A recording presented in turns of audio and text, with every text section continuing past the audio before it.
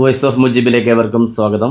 Gujarat RCB തമ്മിലുള്ള മത്സരത്തിൽ ചില സംശയങ്ങൾ ബാക്കി നിൽക്കുന്നു എന്നുള്ളതൊരു യാഥാർത്ഥ്യമാണ്.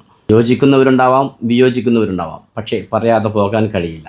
RCB ക്യാപ്റ്റൻ രജത് പടിദ്ധറിനെതിരെ ഹോൾഡർ എടുത്ത ഒരു ക്യാച്ച് നിലം തൊടുന്നതായിട്ട് റീപ്ലേകളിൽ വ്യക്തമാകുന്നു. പക്ഷേ അമ്പയർ പരിശോധനയ്ക്ക് ശേഷവും ഔട്ടെന്ന ഡിസിഷനുമായി മുന്നോട്ട് പോകുന്നു. ഗ്രൗണ്ടിന് പുറത്ത് വിരാട് കോഹ്ലിയും മറ്റു താരങ്ങളും പ്രകോപിതരാകുന്നു. കളി കണ്ട നമുക്കും അതൊരു ഔട്ടെടുക്കേണ്ട ഡിസിഷൻ അല്ല എന്നുള്ള തോന്നലുകൾ ഉണ്ടാക്കുന്നു. RCBയുടെ ബാറ്റിംഗ് നിര പാടെ തകരുന്നു. RCBക്ക് വേണ്ടി 13 പന്തിൽ 28 റൺസ് എടുക്കുന്നു വിരാട് കോഹ്ലി റബാദക്കെതിരെ ഒരു ഓവറിൽ നേടിയ 5 ഫോറുകൾ അത് വളരെ മനോഹരമായിരുന്നു. പടിക്കൽ 40 റൺസ് എടുത്ത് പുറത്താകുന്നു. ക്യാപ്റ്റൻ രജത് പടിദ്ധർ 19 റൺസിന് പുറത്താകുന്നു. ആ ഒരു പുറത്താകൽ തീർച്ചയായും നേരത്തെ പറഞ്ഞതുപോലെ സംശയത്തിൻ്റെ നിഴലിൽ തന്നെയാണ്. പിന്നീട് RCBക്ക് വെങ്കടേഷ് അയ്യരെ ഇമ്പാക്റ്റ് പ്ലെയറായി കൊണ്ടുവരേണ്ട അവസ്ഥ വരുന്നു. അയാൾ ഇമ്പാക്റ്റ് പ്ലെയറായി വന്ന് നേടിയത് 15 പന്തിൽ 12 റൺസ് മാത്രം.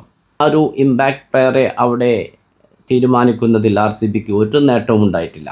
നേട്ടമുണ്ടായില്ല എന്ന് മാത്രമല്ല, അവിടെ ഒരു കോട്ടമാണ് സംഭവിക്കുന്നത്. ബൗളർ റാസിഖ് ദറിനെ പുറത്തിരുത്തേണ്ടി വരുന്നു.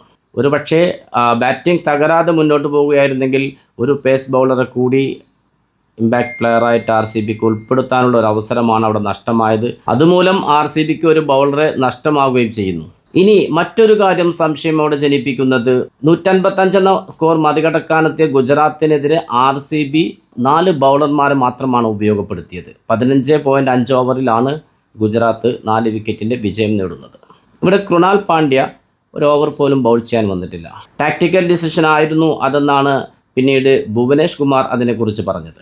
എന്തായിരുന്നു അവരുടെ ടാക്ടിക്കൽ ഡിസിഷൻ? അതുകൊണ്ട് RCBക്ക് എന്ത് നേട്ടമാണ് ഉണ്ടായത്? സീമർമാർ തുണക്കുന്ന പിച്ചാണ്, അതുകൊണ്ട് കൃണാൽ പാണ്ഡ്യയെ ബൗൾ ചെയ്യിപ്പിക്കാൻ കൊണ്ടുവന്നില്ല എന്നാണ് പറയുന്നത്. ഇമ്പാക്റ്റ് പ്ലെയറായി എടുത്ത ഓൾറൗണ്ടർ വെങ്കടേഷ് അയ്യർ ബാറ്റിങ്ങിലൊരു ഉപകാരമുണ്ടായില്ല, എന്നാൽ ബൗളിങ്ങിലും അയാളെ പരീക്ഷിക്കാൻ ക്യാപ്റ്റന് ധൈര്യം വന്നിട്ടില്ല. ബൗളറായി 11-ലുള്ള കൃണാൽ പാണ്ഡ്യയെ ബൗൾ ചെയ്യിപ്പിക്കാതിരിക്കാൻ മാത്രം എന്ത് ടാക്ടിക്കൽ ഡിസിഷനാണ് RCBക്ക് അവിടെ നടത്താനുണ്ടായിരുന്നത്? നടത്തിയിട്ട് എന്ത് പ്രയോജനമാണ് ഉണ്ടായത്? അപ്പോൾ ഇതെല്ലാം ചേർത്ത് വായിക്കുമ്പോൾ ഒരു സംശയത്തിൻ്റെ നിഴൽ അതിന് പിന്നിൽ ഇല്ലാതില്ലേ എന്ന് നമുക്കൊക്കെ തോന്നിപ്പോവുകയാണ്. എന്തായാലും മികച്ചൊരു വിജയം തന്നെയാണ് ഗുജറാത്ത് നേടിയത്, അതിനെ കുറച്ച് കാണുന്നില്ല. ഗുജറാത്തിന് വേണ്ടി പതിവിന് വിപരീതമായിട്ടായിരുന്നു ഇന്നലെ ക്യാപ്റ്റൻ ഗില്ലിൻ്റെ പ്രകടനം. 18 പന്തിൽ 3 സിക്സും 4 ഫോറും അടക്കം 43 റൺസാണ് ക്യാപ്റ്റൻ ഗിൽ ഇന്നലെ നേടിയത്. നല്ലൊരു ഇന്നിങ്സ് തന്നെയായിരുന്നു, എതിരാളികൾക്ക് ഒരു അവസരവും നൽകാതെ. അതുകൊണ്ട് തന്നെയാണ് ഗില്ലിൻ്റെ വിക്കറ്റ് നേടിയ സമയത്ത് കോഹ്ലി സെലിബ്രേഷൻ അത്തരത്തിൽ നടത്തിയിട്ടുള്ളത്.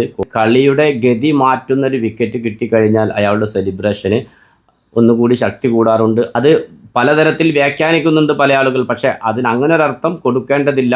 വിരാട് കോഹ്ലിയെ നമുക്കൊക്കെ അറിയാവുന്ന താരമാണ്. അയാളുടെ സെലിബ്രേഷൻ എപ്രകാരമാണെന്നത് അത് പുതുമയുള്ളൊരു കാര്യമില്ല, വിവാദമാക്കേണ്ട ഒരു വിഷയവുമല്ല. അതുപോലെ ജോസ് ബട്ട്ലർ 19 പന്തിൽ 39 റൺസ് എടുത്ത് മികച്ചൊരു പ്രകടനം കാഴ്ചവെക്കുന്നു. ജോസ് ബട്ട്ലർ ഒരു റൺസിൽ നിൽക്കുന്ന സമയത്ത് ജോഷ് ഹാസൽവുഡിൻ്റെ ബൗളിങ്ങിൽ ജിതേഷ് ശർമ്മയ്ക്ക് ക്യാച്ചെടുക്കാനുള്ള അവസരമുണ്ടായിരുന്നു. പക്ഷേ ആ ഒരു നിർണായക ചാൻസ് നഷ്ടപ്പെടുത്തുന്ന കാഴ്ചയും നമ്മൾ കണ്ടു. ജിതേഷ് ശർമ്മയുടെ കാര്യം ഇത്തവണ വളരെ മോശമാണ്. ബാറ്റ് കൊണ്ടൊന്നും സംഭാവന ചെയ്യാൻ കഴിയുന്നില്ല, എന്നാൽ വിക്കറ്റിന് പിന്നിലെങ്കിലും മികച്ചൊരു പ്രകടനം നടത്തുന്നില്ല എന്ന് മാത്രമല്ല, നിർണായക ക്യാച്ചുകൾ വിട്ടുകളയുകയും ചെയ്യുന്നു. ഒരു ബാധ്യതയായി മാറുന്നുണ്ടോ എന്ന് ആരാധകർക്ക് സംശയം തോന്നി തുടങ്ങിയിരിക്കുന്നു ജിതേഷ് ശർമ്മയുടെ കാര്യത്തിൽ എന്ന് വേണം പറയാൻ. സാധാരണ മധ്യനിരയിൽ ഗുജറാത്തിന് തകർച്ചയാണ് സംഭവിക്കാറുള്ളത്.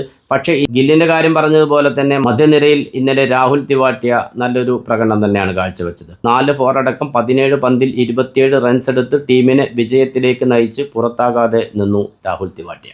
തുടക്കത്തിലെ ഗില്ലിൻ്റെ ആക്രമണ ബാറ്റിങ്ങും ജോസ് ബട്ട്ലറുടെ അതിനുള്ളൊരു പിന്തുടർച്ചയും കരുത്ത് നൽകിയത് കൊണ്ട് തന്നെ രാഹുൽ തിവാട്ടിയക്ക് ടീമിനെ വിജയത്തിലേക്ക് നയിക്കാൻ കഴിഞ്ഞു. രാഹുൽ തിവാട്ടിയയും ജേസൺ ഹോൾഡറും മികച്ചൊരു പാർട്ണർഷിപ്പ് പടുത്തുയർത്തിയതാണ്. ജേസൺ ഹോൾഡർ വിജയത്തിനോട് അടുപ്പിച്ചാണ് പുറത്താകുന്നത്. 4 ഓവറിൽ 29 റൺസിന് 2 വിക്കറ്റ് എടുക്കുകയും അത്യുജ്വല ക്യാച്ചുകൾ എടുക്കുകയും 12 റൺസ് എടുക്കുകയും ചെയ്ത ജേസൺ ഹോൾഡർ തന്നെയാണ് കളിയിലെ കേമനായി തിരഞ്ഞെടുക്കപ്പെട്ടത്. ഇന്നലത്തെ വിജയത്തോടെ ഗുജറാത്ത് ടൈറ്റൻസ് അവസാന 4ലേക്ക് എത്താനുള്ള മാർഗങ്ങൾ ഒന്നുകൂടി എളുപ്പമാക്കിയിരിക്കുന്നു. 9 മത്സരങ്ങളിൽ 4 പരാജയവും 5 വിജയവുമായി 10 പോയിന്റോടെ 5-ാം സ്ഥാനത്ത് ഗുജറാത്ത് ടൈറ്റൻസ് എത്തുമ്പോൾ ആദ്യ 4-ൽ ആരെല്ലാം സ്ഥാനം പിടിക്കുമെന്നതിൽ ഇപ്പോഴും ഒരു വ്യക്തത പറയാൻ കഴിഞ്ഞിട്ടില്ല.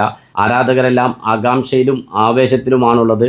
പുതിയ ക്രിക്കറ്റ് വിശേഷങ്ങളുമായി നിങ്ങളിലേക്ക് വീണ്ടും എത്തും. നിങ്ങളുടെ സ്വന്തം വോയിസ് ഓഫ് മുജീബ്. ചാനൽ ആദ്യമായി കാണുന്നവർ സബ്സ്ക്രൈബ് ചെയ്യുക, ലൈക്ക് ചെയ്യുക, നിങ്ങളുടെ അഭിപ്രായങ്ങൾ കമൻറ്റായി രേഖപ്പെടുത്തുക.